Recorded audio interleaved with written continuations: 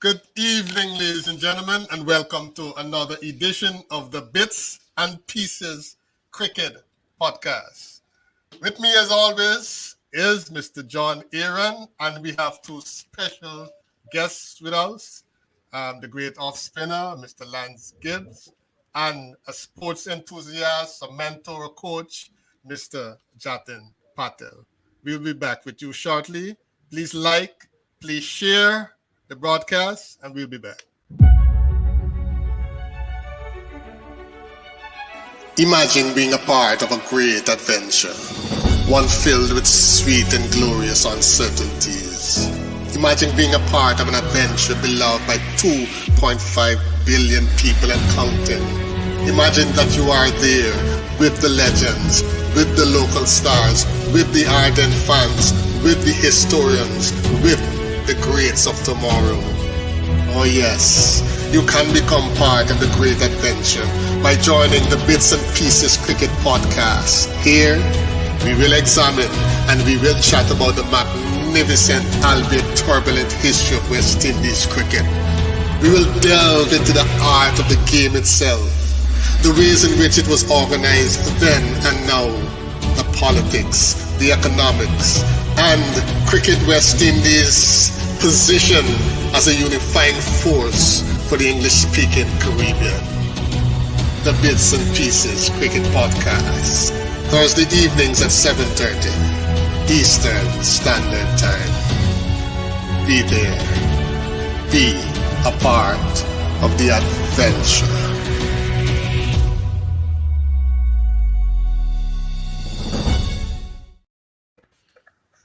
All right, we're back. This is the Bits and Pieces Cricket Podcast. John, can you do the honor and introduce our guests, please?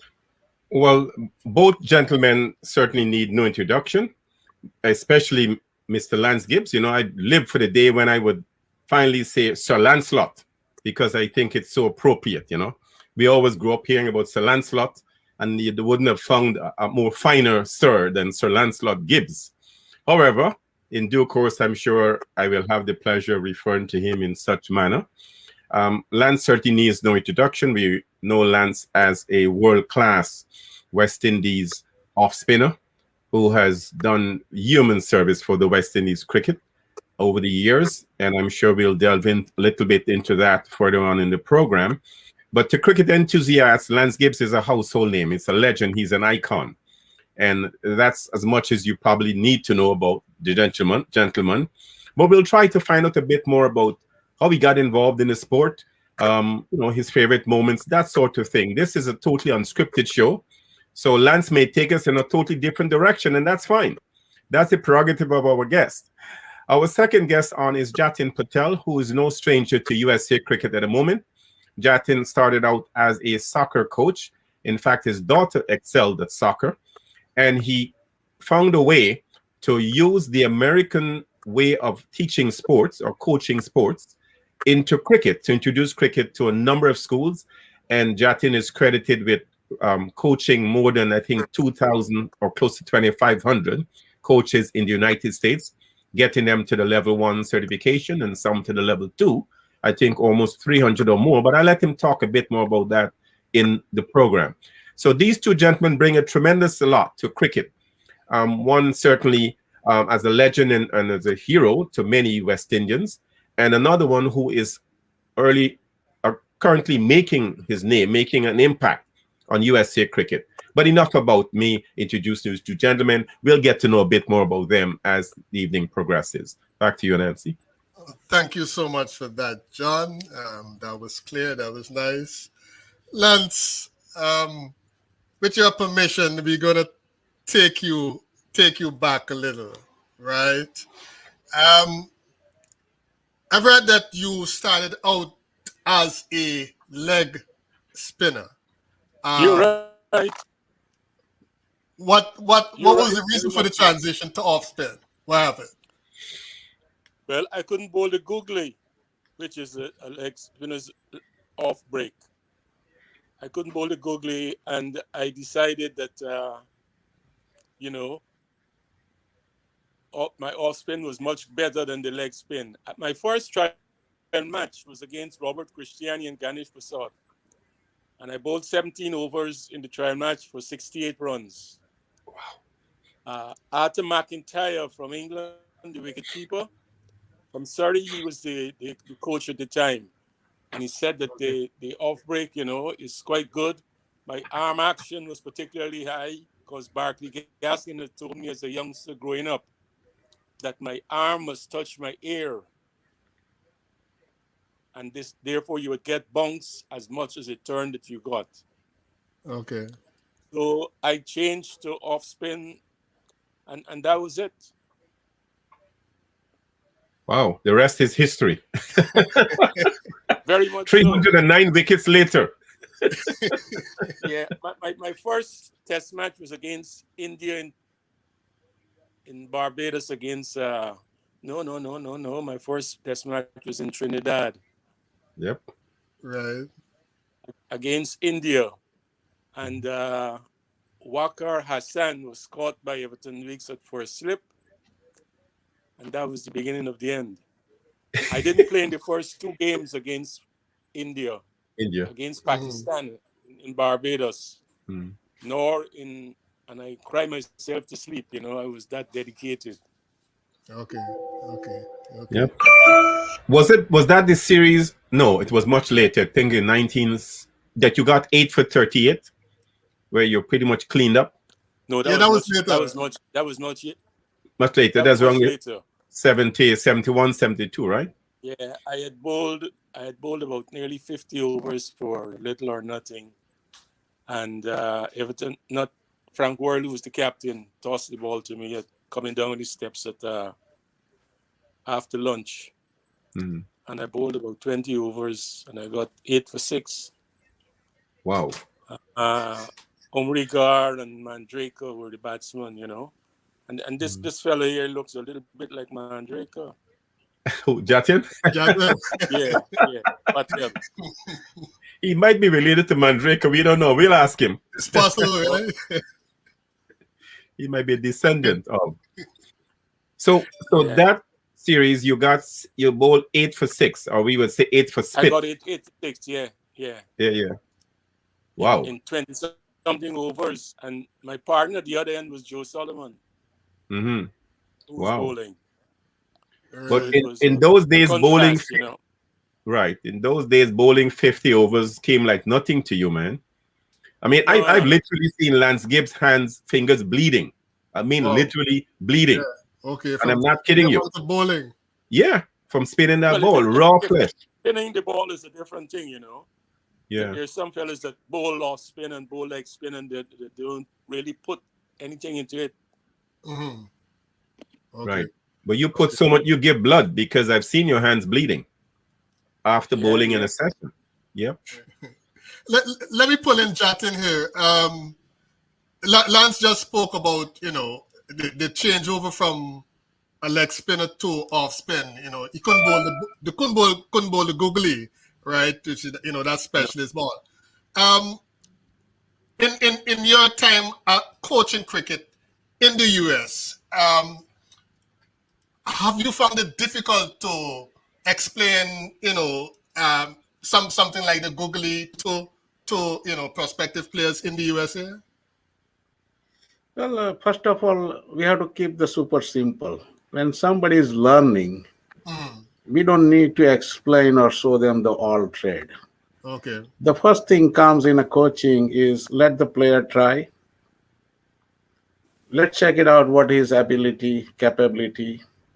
And from there, as a coach, we need to judge how potential this player is. And you go from there. It's not something we can teach. As Sir Lance Gibbs just said, he started with the leg spin, but when it did not work out, he changed it and realized that this time something is effective. So what it is, in a coaching world, it does not matter which sports you follow. The most important thing as a coach is how you can get most and best out of the player. That is the bottom line.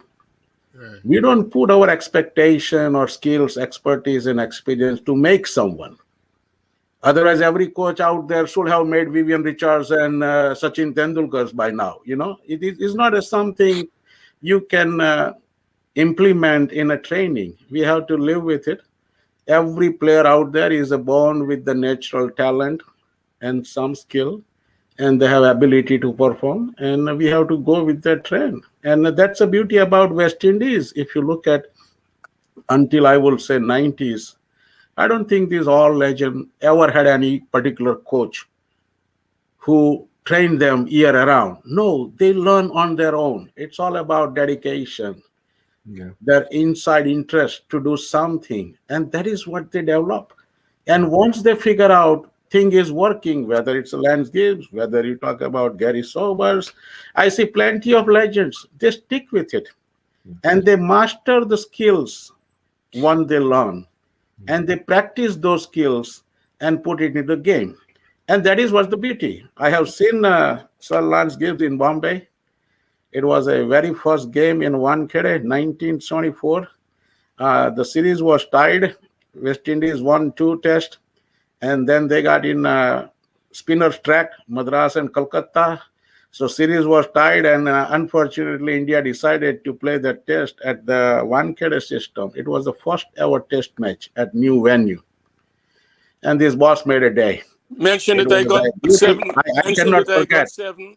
Yep, 7 for 98, I think, and you bowled almost close to, Oh, you got I it believe, right. You got 56 it or right. 58 overs. But before that, Clive Lloyd set the tone with 242. I believe Roy Fordricks was played. something 90 plus. Then we had a Derek Murray, I think, or Kalicharan, someone, I forgot. Yeah. But it was a Tundulkar huge played, score. did he not? Yeah, and I think Tundulkar Derek played. Murray, yeah, Derek Murray, yeah. And basically, Lance Gibbs pinned the Indians basically with his 7 wicket for almost, I think, 58 overs. And when he trapped those 7 wickets, India bundled up below the score needed. And then So West he's Indies- spun a web around the Indians. But Lance, Yes. Lance, in your sojourn as a off spinner, and you have had a lengthy and illustrious career, you might have seen 1 or 2, and I'm being modest here, off spinners. Have you? And I know you have not been a formal coach, so to speak, but which off spinner in the West Indies do you think emulates you best, in the past or present? Well, you had Butts. Mm-hmm. You had Harper. Right. You had Padmore from Barbados. Right. You know, and they patterned themselves after me more than anything else. And they've had a fairly good success. Not as successful as you have been, but clearly your style of bowling was one Well, if that you follow my mesmerized style, batsmen. you'd be successful, you see. Huh? Sorry. If you follow my style, you'd be successful. Exactly. If you follow that template, you will be successful. No doubt about that. I remember you're not known for your batting, let's be honest here. But I remember... Why you have to bring that up so soon, No, John? no, I'm bringing it up because I want to pay homage and credit to this man. In 1971, I think against India, I think it was Georgetown, and you were batting at the tail end. The match ended up being drawn. But I bet a co-worker at my time, $20 that Lance Gibbs will make 25. And at that time, I think your highest score might have been 10 in Test cricket batting. And you got to 25 and then got run out. No, you're wrong. You didn't make 25? Against Australia. Was it against Australia? Yeah, Australia. Okay. Was it 1971? Yes. Okay. You got Same to... test he took the hat-trick. Same test he took the hat-trick. Okay, so it was 71, but it was still 25 was your highest score. And I won $20. But for 2 hours before that, you know. I don't care. I won. I got my $20. It's not the score you make, it's the time that you used. Yes. You were there, man. You were not getting out.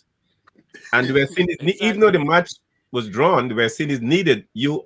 I think it was you and Noriga, or was it you and Shillingford, Grayson Shillingford, I think, were batting at the time. No, you're wrong again. Well, I'm too wrong to make a right. Jamaican wicketkeeper. What was his name? A new boy. He made 70 odd. Not from Jamaica. When you got run out, you were batting. He was a Jamaican. But you were batting. I mean, you were batting with Shillingford when you got run out, man. No. I got out before that. We got to Okay. say that. I Anyhow, can't recall a Jamaican wicketkeeper at that time, John. Can you recall that? No, I don't trying to remember now who would have been the Jamaican wicketkeeper. Um. he Oh lives boy, he lives in Georgia. he lives in Georgia now. Yeah, What? yeah. Um. He was a Desmond he was Lewis. a fairly Desmond Lewis. Lewis. Was it You, Desmond? That name was sound familiar. yeah, Desmond might have been Desmond Lewis, who's the wicketkeeper, I believe, in that series. Well, It might have been it Desmond was Lewis. Desmond Yes. Lewis then. He made 70 something. Right. I'm trying to redeem myself here.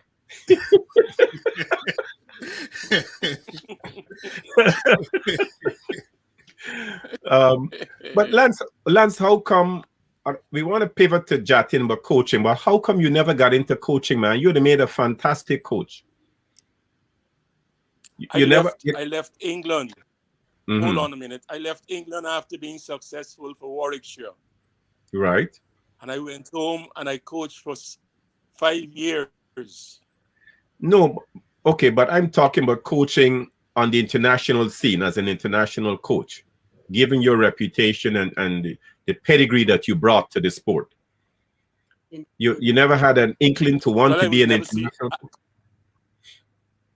No, Go no, ahead. no, no. I never had that. No. Mm. The West I think Indies you would have made a board. fantastic You coach. remember the West Indies board brought in a lot of fellas from outside.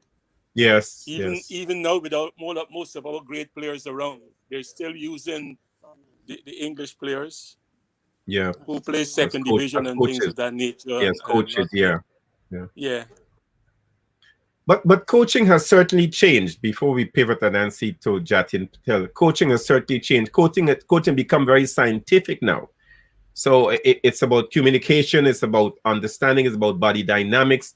It's a lot more than the raw skill that some coaches would have been using to instruct batsmen and bowlers, no?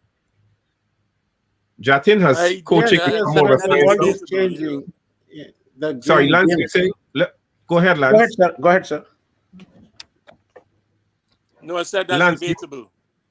that's debatable? Okay, well, I mean, Yeah, everything is very. being impacted by science these days. Yeah. No? Mm-hmm. Because now we have to live with we call it the momentum, the trend, the way it's going.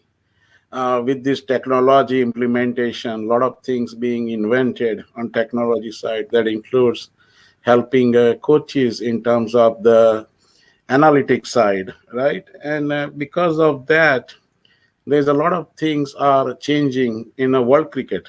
It's not anymore a one or two coach. Now, if you look at IPL or something, you will see more than half dozen coaches in a dugout.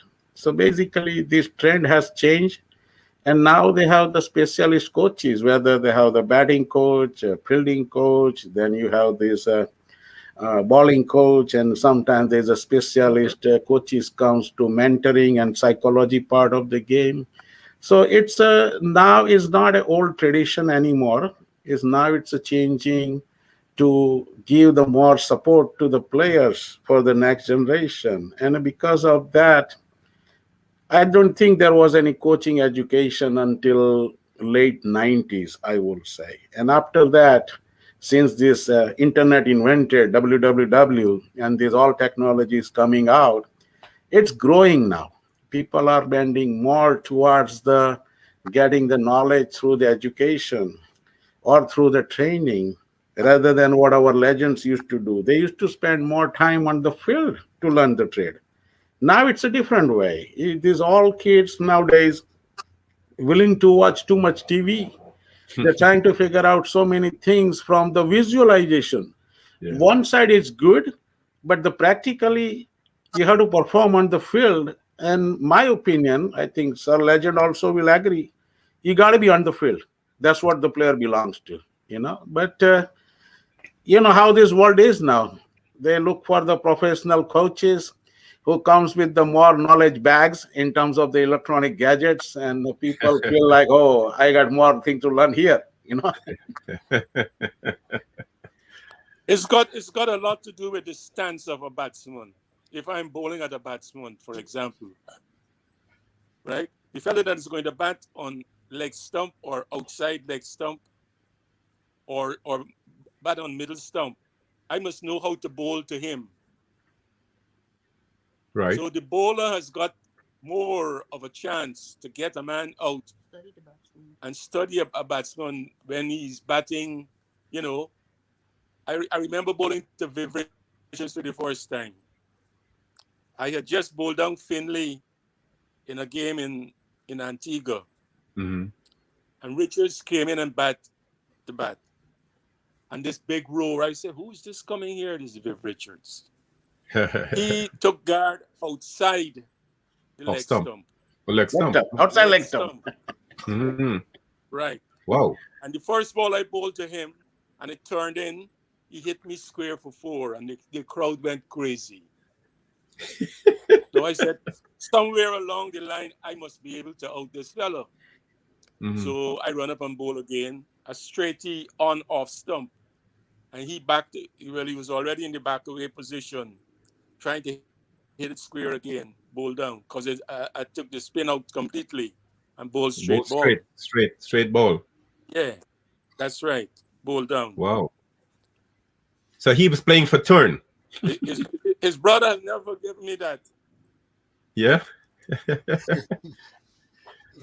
But John, yeah. on the point you brought up just now, John, with regard to coaching and the science, that is being brought in, and so Lancelot, he said he begs to differ. Now, Jatin, in terms of what the older players, the experienced players, could have brought the coaching and the way they did it traditionally. Tell us, for who are novices to this whole thing about the new style of. Well, it's a very simple, like just. What exactly do the new coaches bring? Yeah. That would have been different from what the older guys did. It's a world is changing. The originally, just like Sir Lance Gibbs just said about Viv Richards incident about the stance, right? It's about reading the batsman, where he stands.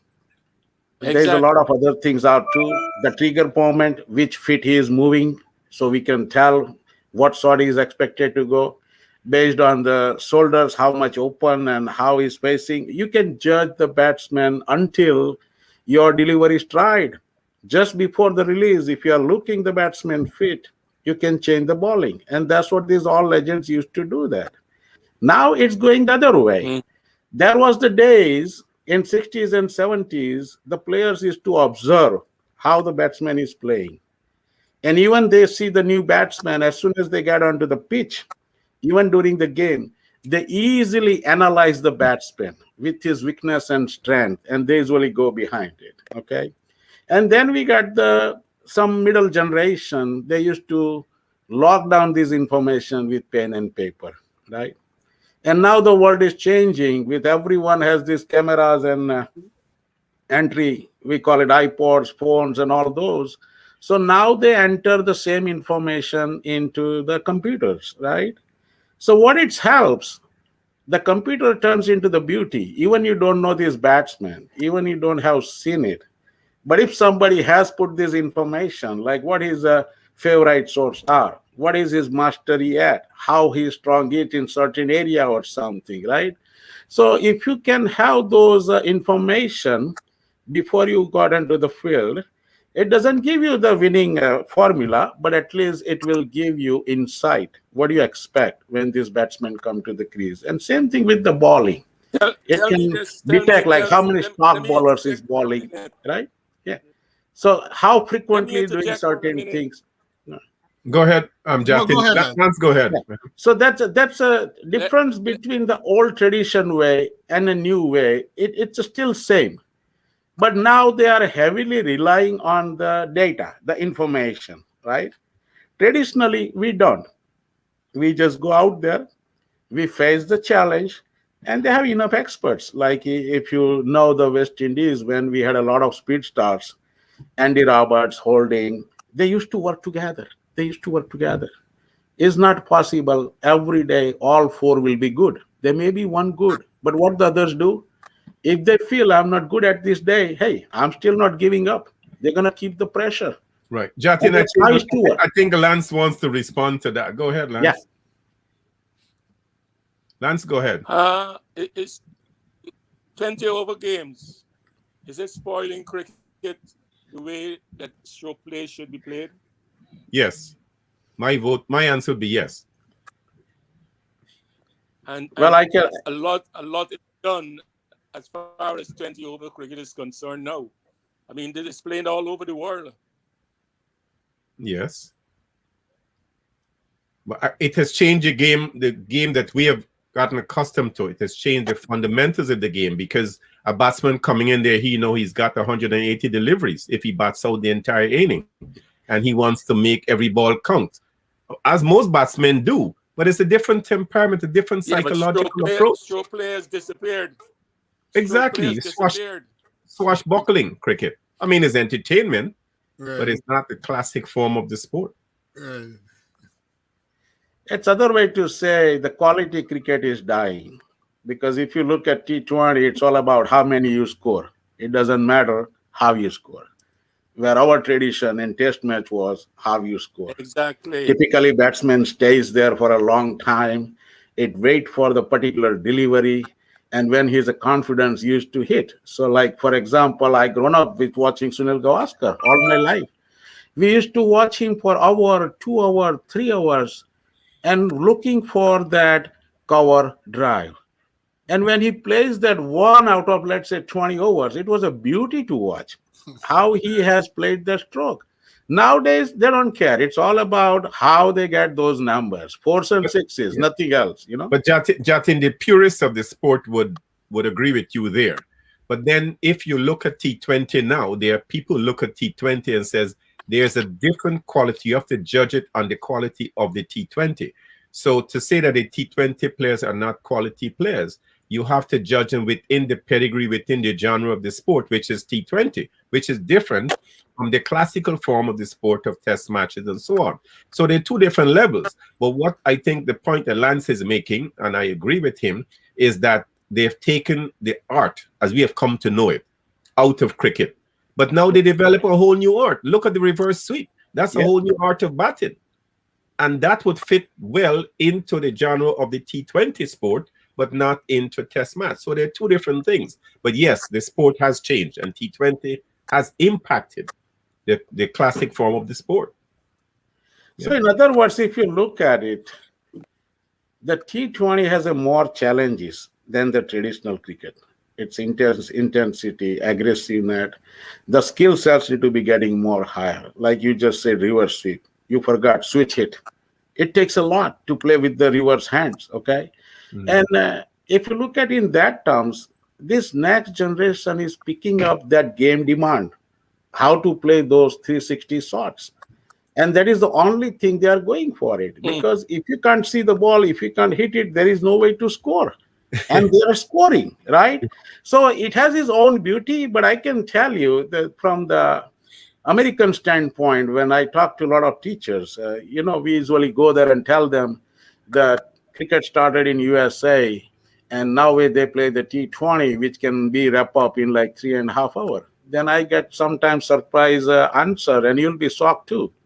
They say, what's big deal? We invented baseball way back in 1845, immediately after they played the first cricket in New York.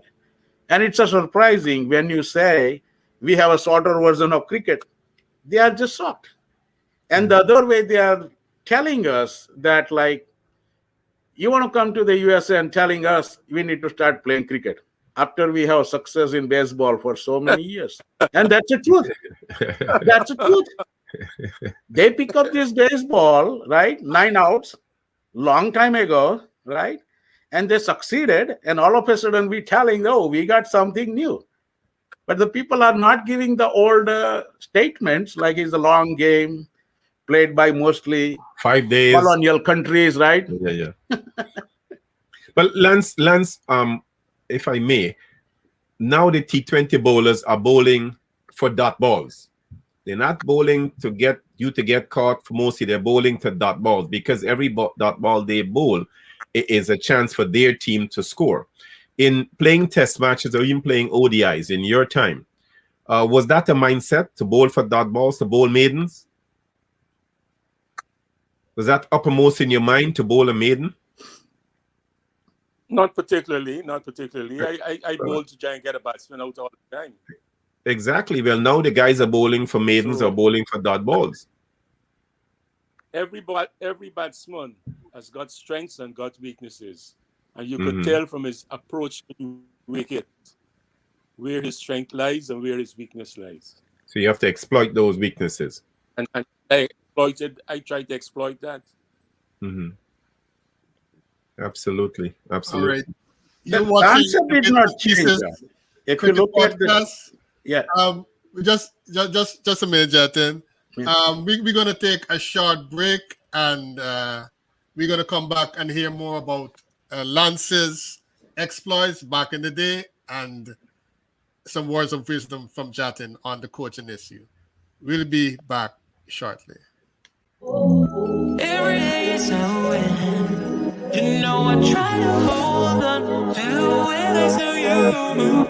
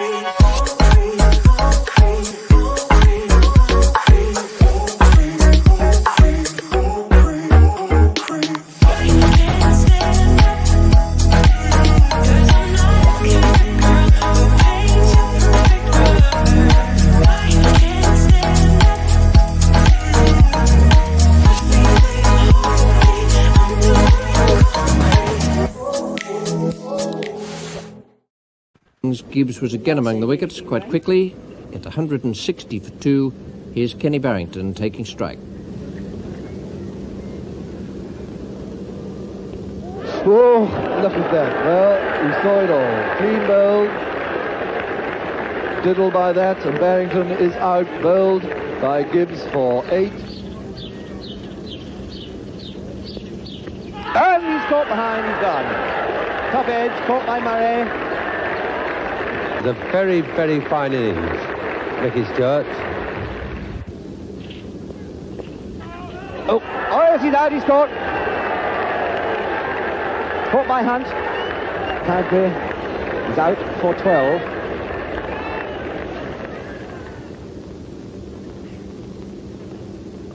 Oh, caught. Oh, a sad moment for English hopes.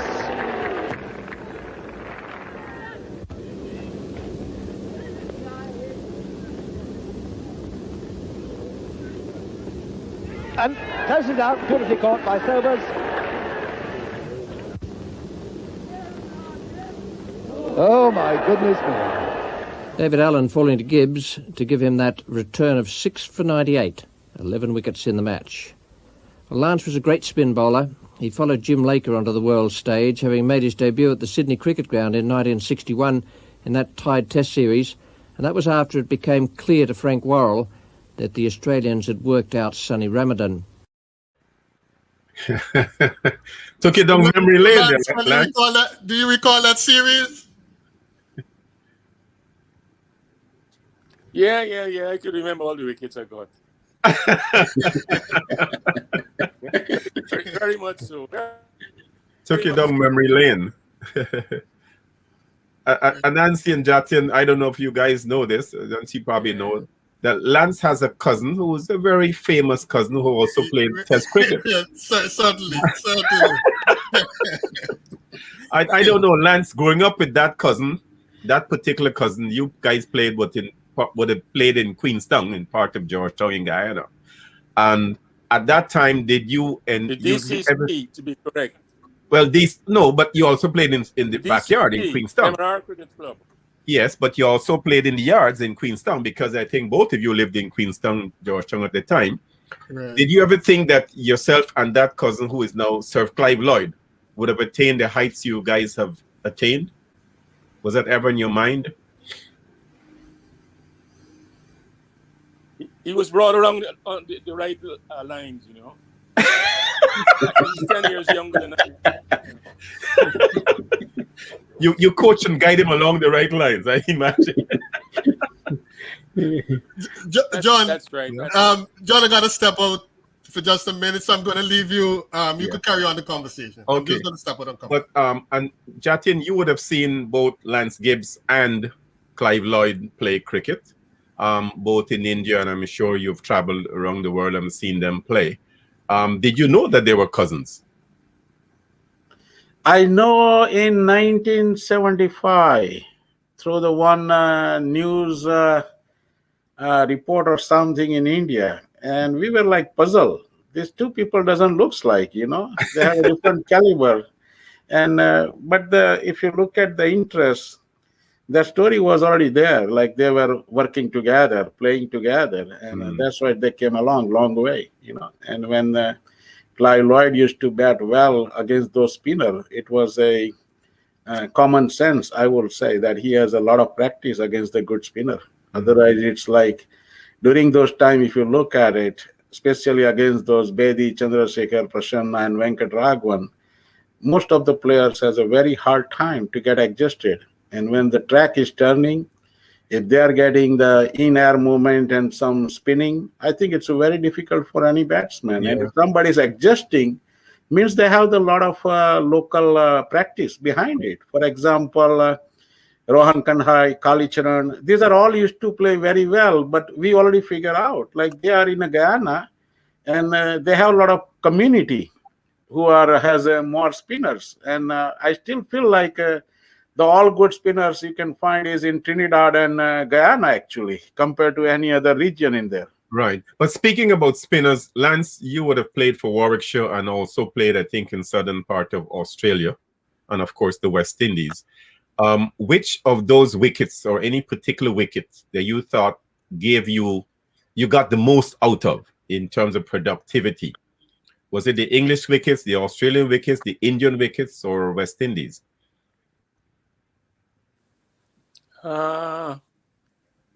You remember Gary? Gary used to bowl on the other side of the wicket. Right. Right. And anytime I see a little mark left anywhere, I exploited that. Any mark on the pitch, left on the pitch? Yep. Yeah. I would, I would prefer to bowl. I sorted out batsmen.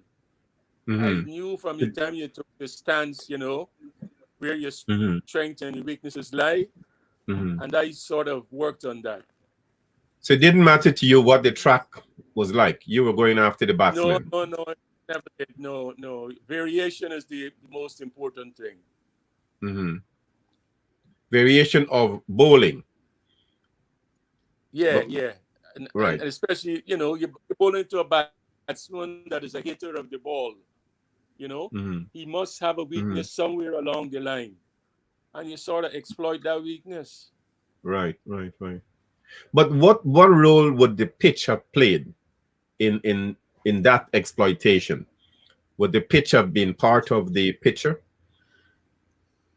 Not really. The surface, the track? If the no Gibbs is coming and he could turn the ball, you're going to get a hard track.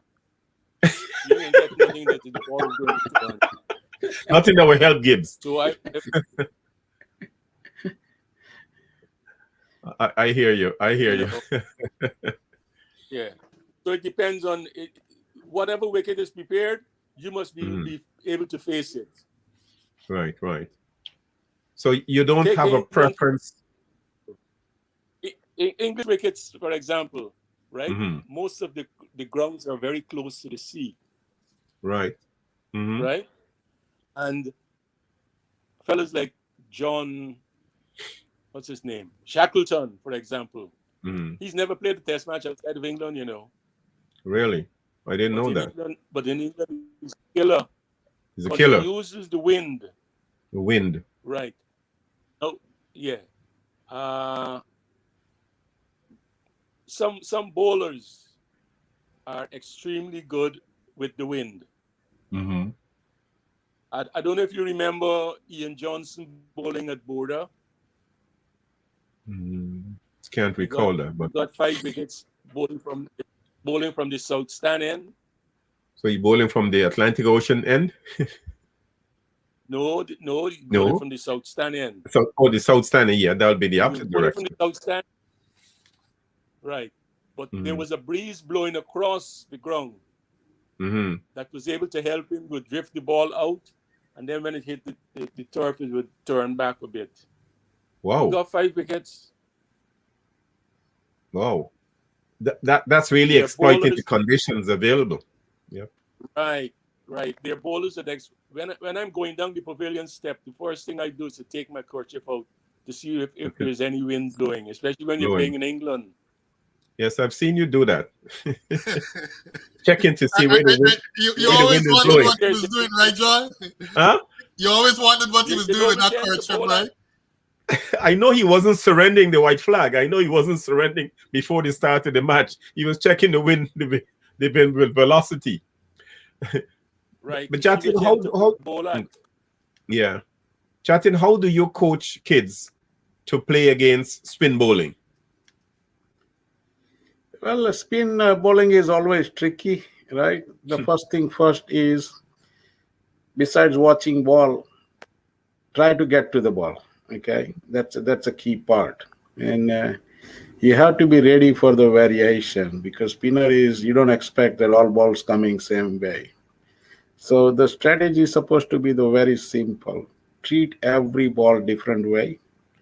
Try to reach as soon as you can, but that doesn't mean you need to take too much risk and take away from the crease from being get stumped. So sometimes if the spinner is trying to pull you with some flight in the air, you have to be very careful whether you want to go forward or you want to go backward. But the good batsmen usually judge the length and what's coming, including the in-air ball, as well as how much spinning the spinners are getting. And they normally make these little adjustments and usually play. But the majority of the time, the way I grown up watching at, let's say, Dravid and Jimmy Adams used to play good against spinner with pads, I will say, but he was still good. And then you add the Sivnara, and I would say it's more of a front, face the ball rather than let the ball come to you and give you the trouble. So if you like the average out of 6 ball, I believe the batsmen are coming out forward to play about at least 4 to 5 balls against spinners. Okay. Just want to remind our viewers, please, we have the great Lance Gibbs in the house, and we have cricket and soccer coach and mentor, Mr. Jatin Patel. Please feel free to ask any questions, post comments. These gentlemen are willing and able to share their knowledge, share their thoughts, answer your questions. All right. Jatin, introducing cricket at the grassroots level in the USA. What has been the approach thus far? Well, I usually, John is with me, and I have done that coaching camp in New York, and he knows my style. It just, if you really want to teach something, give them bat and ball. Let them feel about the initial striking, means hitting the ball, and we can go from there, right? That's supposed to be the approach. The other way around to explain the cricket to the American is need to be simplified, super simple. It makes sense. So I usually tell them there's only 2 ways to score to use the bat. The one is a golf way, means anything is pitching up, you are hitting with the straight bat. That's a golf drive. The another sort is basically, we call it cross bat set, which is nothing but a baseball way, whether you're doing late cut, square cut, cover, pull, everything. So there's a 2 way to swing the bat. And once you instill that idea into a young player, you don't want to teach too much. Let them have a bat. As long as they can see the ball and hit it, that's our beginning. And once we see that the player is good to get connected with every ball, and then it comes to teach the part two is how to play proper shots without getting out. So it depends on the approach, I would say, and more of the coaching need to be the player specific. Every player is a different. They have the different understanding. They are coming from different religion. They're coming from different background. They have different physics, the body itself. So the simplest way is not something one formula work with everybody. We have to go with the player specific, but usually you have to find the beauty where they have fun and they enjoy the game and want to come back and learn more. And that is the point you can coach further. Okay. I like the use of the terms though. You know, in you putting it over to them. You know, how to swing the bat. There's the golf way. There's the baseball way. You know, so visually, I think for an American child, visually, you know, how did you come upon that approach? You know, what would have happened that led you to it? You know, maybe this is the way I can best describe these things to the American now. Well, these are like a common sense. When I came from India way back in '87 here in US, I landed in Indiana.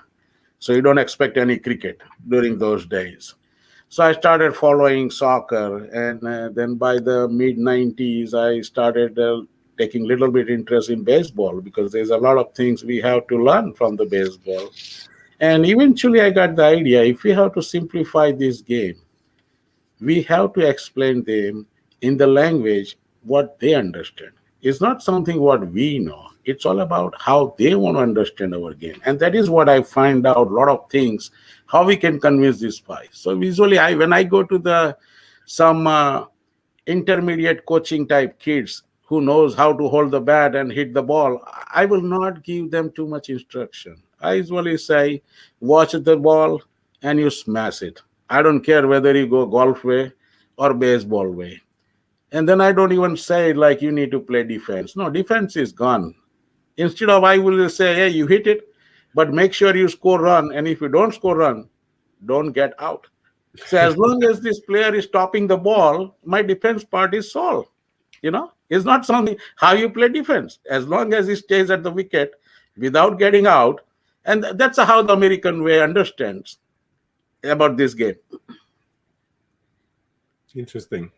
Yeah. But John, as you listen to that, you know, given that you know your kind of experience, do you see that maybe ultimately that maybe we can actually get a new form of cricket coming out of the United States eventually? Well, I think no doubt a new form of, well, I don't know about a new form, but certainly a different approach to the sport will emerge because of the sporting landscape of America, the way they approach sport, the way sport is covered, the way people write about the sport, how they create their heroes and their heroines and so on. It's different from us in the Caribbean or Southeast Asia or Asia in general. They like the heroes to be action figures oriented. So you would find that players who would exploit those conditions, they certainly rise to the top and be recognized as heroes of the sport. So the T20 format, no doubt, would have more of that going for it and would appeal more to a greater audience. I see some youth players coming out from the baseball, those who might be sitting on the bench, is an alternative sport for them, cricket. And so the T20 format will no doubt have a greater impact on the sporting landscape because it's something different. In this country, if you can chase a greasy pig, you can catch it, you'll make TV, right? So I remember once watching a World Series and Mookie Wilson reached up on the wrong side to catch a ball because the mitt was on his left hand, I think, and he went up with his right hand because that was the closest thing to the ball. and he managed to hold on to the ball. It made the front pages of the back pages of all the sporting magazines. He caught the ball without a glove. And the Americans were marveling. We said, well, we do that all the time in cricket. We don't use a mitt, right? So heroes coming out like that will I've done appeal it to the all my American sport enthusiasts. Yes, Lance? He said he's done it all his life. Exactly. You've done it all my all your life. In fact, you've got a lot of return catches. So you're always in the game. When you bowl to somebody, you expect to catch the ball coming off the bat. And you've done it remarkably well. And that is a lot more action-oriented and close-up than even baseball. Baseball, you're catching a ball maybe at least 30 yards away. You're talking about reducing within a 22-yard zone of somebody reacting and catching a ball that's coming off the bat. So I think that aspect of the sport will appeal to a lot of Americans more. And it may change the way Americans will look for results-oriented. You can't tell them what a match being drawn, especially after 5 days. What? No result? So I'm sure as the sport progresses and it catches on in the school, Jatin can attest to this, they will find ways of tweaking it in some way to make it American cricket. I'm sure it will happen. Right. Okay. Well, I can add to that one. There are few things I succeeded at the school level is putting the game as a T10. Because if you compare this cricket, even today, T20 is a little bit longer. If you look at the football, basketball, baseball, even soccer, the maximum amount of time they are spending in terms of the action play, when the ball is in action, it's always less than 2 hours.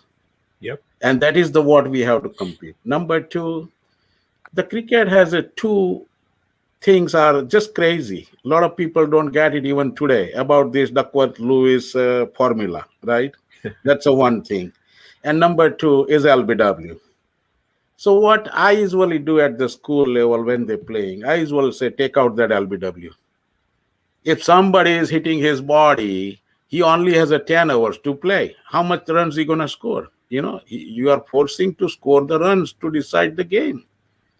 And the other way is basically what I came out with the strategy at the inter-school level, which run about 2-3 years and then program stalled for so many reasons. We used to go for the 3 different things. At the time of the breakout, who is leading in the score? Then you go by the net run rate, whether you have a better run rate than the other team or not at the same point. And the third one is wicket rate, like how many wickets you lost to score those runs, like that. And out of 3, if you are ahead in 2, it's a simple. So any player on the field can understand how to win this game.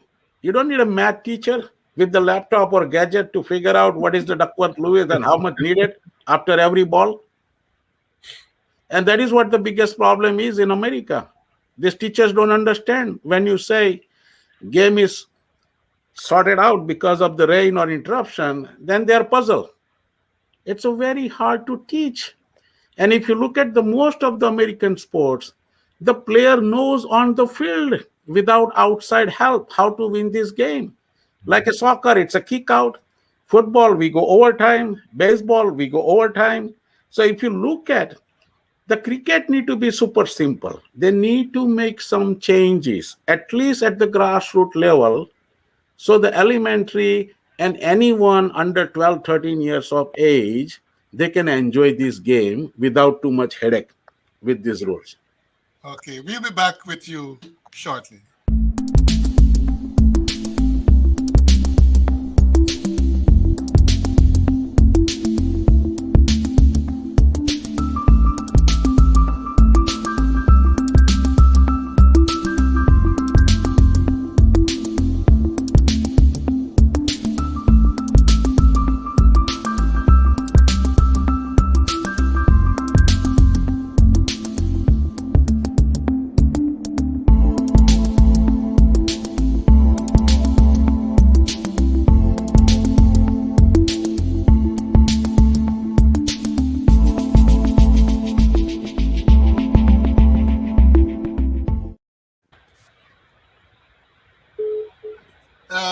John was just, John brought up the issue with, of you being a good return catcher, all right, off your own bowling.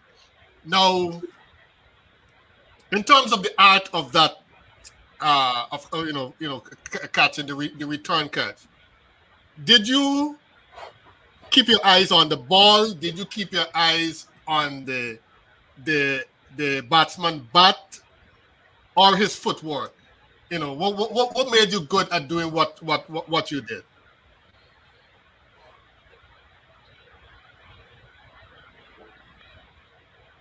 You're asking me that question? Yeah.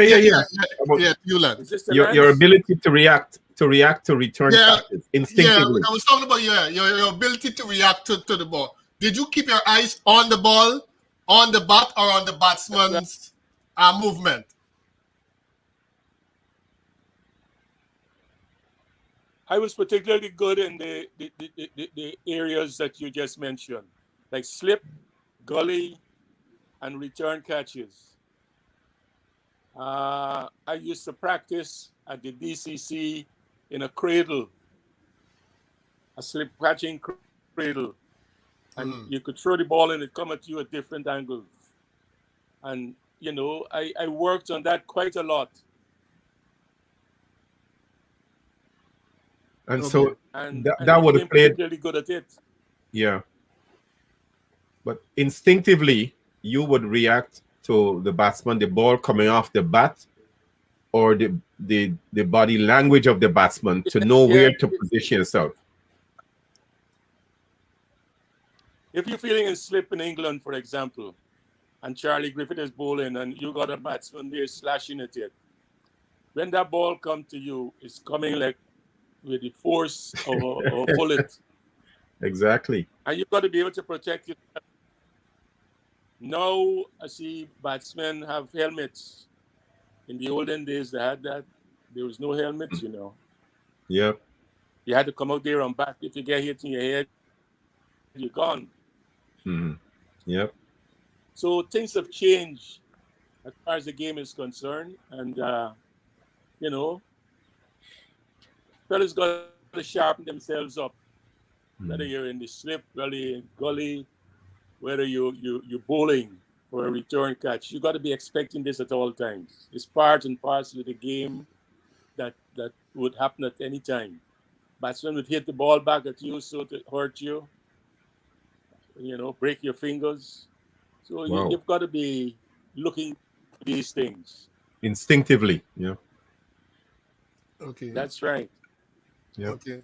And growing up, Lance, who were your bowling idols? At around the time you were playing for DCC, that you would have been playing first class cricket. Who were your idols, and which of the modern day spinners have impressed you?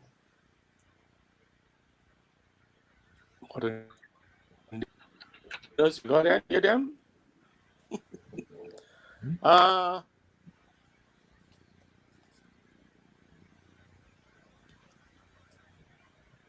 I lived at 150 Crown Street, Queenstown, in Georgetown. And my idol of cricket at that time was Robert Christiani.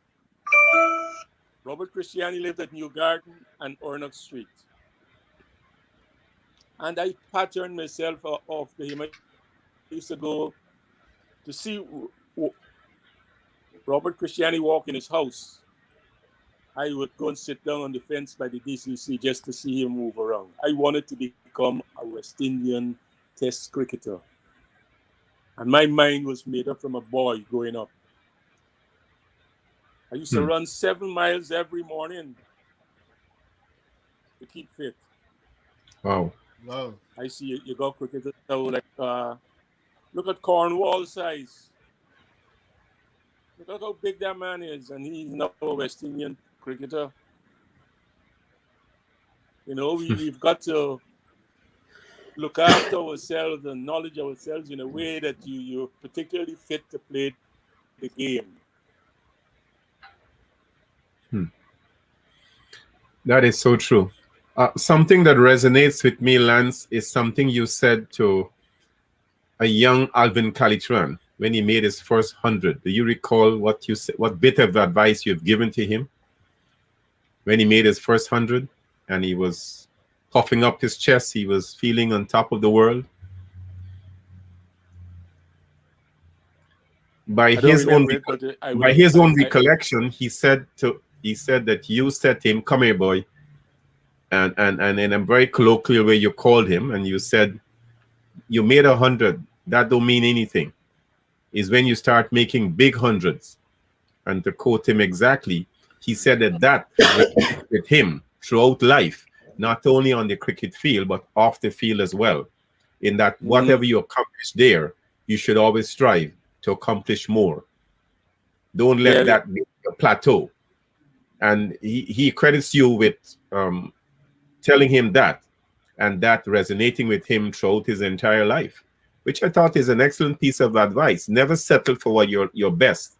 Always strive for more. He joined Warwickshire. He joined Warwickshire nightclub. Yep. Yes, he certainly did. Warwickshire with Rohan. Yep. Right. Warwickshire is very lucky to have you guys. Yes. Anyway. Nancy? All right. Yeah, we're gonna close off with this question. You know, and I'm coming of the your response just now with regard to the Alvin Caljan's advice that you give Kali. Looking back at your years of being a cricketer, being a player, Lance, what is the one thing you think you would have learned from cricket, from the game of cricket, that you were able to apply to life, to your life?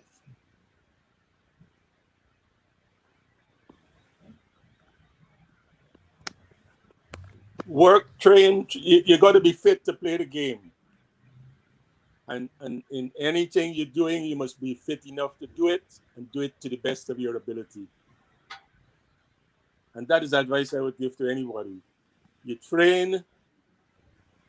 If you got a game of cricket to play, whether it's a 1-day game or a 2-day game or a 4-day game or a 5-day game, you must be fit enough to play in that game and produce the best possible result. Excellent advice. And that is the advice. Train and train hard. If you're a boxer, you got to train. The same thing. An athlete, any athlete, you must train and train hard. Yes, someone remarked the other day that Usain Bolt made about $34 million in his running career off of 10 minutes of work. And by 10 minutes of work, they meant 9.4, 9.5 seconds, and it adds up to 10 minutes. But he was training for 20 years to accomplish that. It didn't just happen in 10 minutes. Right. You got to train. They said the only time success comes before work is in the dictionary. You have to work hard. Jatin, close to the same question to you. What can we take from the game of cricket that you think we can apply to life itself? Well, it's the same thing. The first thing is your interest. I will say to any player, keep doing what you love to do or like to do. Make sure you have desire to do well all the time. And in order to do that, you make sure that working hard to achieve those goals. And if you stick with it, it's very simple. You can obtain whatever you need. Okay, great. Absolutely. All right. Your closing words, John. No, I just want to thank these two gentlemen and thanks Lance for sticking with us. I appreciate it. It's always a pleasure listening to him with his words of wisdom. He never fails to impart some gem that you take away from a conversation with Lance, and I have always appreciated that over the years. With Jatin, who I've come to know recently in the last 5-10 years and stuff, I like Jatin's approach to getting the American kid involved in the sport. Not inundating them with all the rules and regulations, but here's a ball, here's a bat, and developing that eye-and-hand coordination, which I think is so crucial to any aspect of the game, because at the end of the day, the game is played with a ball and a bat. The rules will come later. So I totally endorse Jatin's approach to coaching, and more so coaching PE teachers who have never been exposed to cricket. And I think it's the right approach to use in America. So I compliment both men on what they have brought to the sport, what they continue to give to the sport. And I just appreciate watching both of them. I certainly appreciated watching Lance play over the years and learning so much from him. And the same goes to Jatin Patel. So on my behalf, I would like to say thanks to both gentlemen for coming on the show. Thank you. And Lance, for giving you that $20 that, you actually... No, I would owe Lance $10 $10 I owe Lance $10 because I was going to split the bet with him. I got $20 which is probably worth 20 cents these days. But anyway, that's a whole nother story. That's a whole other story. Huh? Lance, I owe you $10 Next time I see you. Thanks a lot. Huh? Thanks a lot. And call me Oh. anytime. Thank All right. you. Thank you so much, Lance and Jatin. Thanks for taking the Thank time you all. and come along with us. All right. And folks, thank you for being with us. We hope you enjoyed this evening's podcast. We hope you enjoyed, the stories and the thoughts of our guests. And we'll be back with you next week for another episode of the Bits and Pieces Cricket Podcast. John was not Thank a very you, good gentlemen. batsman. You see Lance doing to me at the end. He said I was never a good batsman. But I did try to bowl the googly. I did practice the googly. All right. He don't give me any credit, but that's okay. Thanks, Lance, for putting me on broadcast. Not to worry. I'll All get right, you. guys. I'll have Okay, John thank take you. care of Bye. Take Thank you care. out. Take Thank you, care. guys. Take Bye-bye. care. Take care, Jatin. Thanks. Imagine being a part of a great adventure, one filled with sweet and glorious uncertainties. Imagine being a part of an adventure beloved by 2.5 billion people and counting. Imagine that you are there with the legends, with the local stars, with the ardent fans, with the historians, with the greats of tomorrow. Oh yes, you can become part of the great adventure by joining the Bits and Pieces Cricket Podcast. Here, we will examine and we will chat about the magnificent, albeit turbulent history of West Indies cricket. We will delve into the art of the game itself, the ways in which it was organized then and now, the politics, the economics, and Cricket West Indies' position as a unifying force for the English-speaking Caribbean. The Bits and Pieces Cricket Podcast, Thursday evenings at 7:30 Eastern Standard Time. Be there. Be a part of the adventure.